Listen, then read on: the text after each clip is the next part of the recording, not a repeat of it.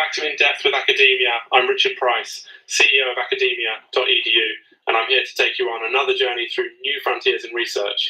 Today we've got a paper that, well, let's just say it's a bit unconventional. It's called The KRIYA Manifesto and YOGIC ASTRAL Engineering 2, authored by David G. Little. And just so you know, I'm going to be walking through this paper neutrally, not endorsing it, but I want you to hear these ideas and, you know, consider them for yourself. That's the fun of academia, right? So what's going on in this paper? The core question occupying David G. Little is big. Can Kriya Yoga, this ancient spiritual practice, be reimagined as a kind of science of consciousness or even an ignition system for the soul? The paper really goes for it, asking if practices like Kriya Yoga can propel spiritual liberation, support planetary stewardship, and even contribute to the evolution of science beyond traditional reductionism. That's quite a pitch, right? Why does this matter for you? If you've ever felt like the world of meditation or yoga is, well, hard to connect with or kind of cloistered from larger scientific conversations, this paper is trying, and I mean really trying, to build a bridge, or at least suggest that a bridge could exist. Let's talk about how Little approaches this. Instead of typical academic prose, he uses what I'd call manifesto language, almost like a proclamation. He invokes objects and symbols, a dhoti mantle, a rudraksha mala, a crystal focus, even a guru mantra current, to create a thick ceremonial atmosphere. The methods are more about ritual than research design, more about poetry than spreadsheets. If you're looking for randomized controlled trials or, you know, statistics, not here. Instead, Little organizes the paper as a sequence of transmissions, kind of a spiritual unfolding, with each section mapping out a phase in the journey. The first transmission is the Kriya Manifesto itself.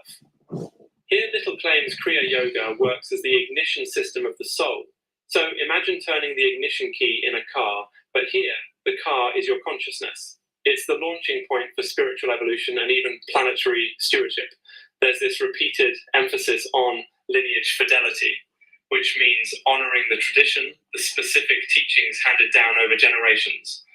Why should you care? Well, if you're, say, someone who values tradition or wants to tap into a deeper sense of meaning, the paper argues you should see yourself as part of that chain. All right, moving along, the second transmission is all about yogic astral engineering. Now, I know what you're thinking, astral engineering. That sounds like science fiction, but Little is using that metaphorically, or I think he is. He talks about things like astral respiration, kundalini awakening, and the idea that spiritual practices might actually ignite a sort of plasma flame in the human physiology. It's as though there's a hidden energy system just waiting to be tapped. Again, he's not offering experimental evidence. Remember, I'm staying neutral here, just sharing what the paper says. But he's proposing that meditative practice rewires us at some undetectable but fundamental level. What jumps out for practical insights? I mean, not all of us have a dhoti mantle or a guru mantra current lying around, but the emphasis here is on ritual and intention, taking time to mark transitions, to ignite new habits, to honor where we come from. I mean, that's not just for yogis, right? Even like a morning routine or a personal mantra fits this theme, maybe not with plasma flames, but you know what I mean. Also, he's really intent on blending spiritual ideas with the idea of progress in science, saying that reductionism dissolves and science expands when we broaden our lens. Even if that's a leap, it's an invitation, I guess, to reflect on your own willingness to question boundaries between disciplines.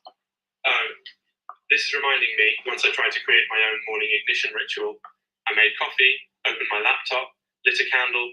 Honestly, the candle set off the smoke alarm, so maybe not every ritual works the same way. Anyway, moving on. The final piece of the paper is this sort of recalibration capsule. Basically, a call for skeptics and scientists to, well, stretch themselves, entertain new frameworks, just for a moment.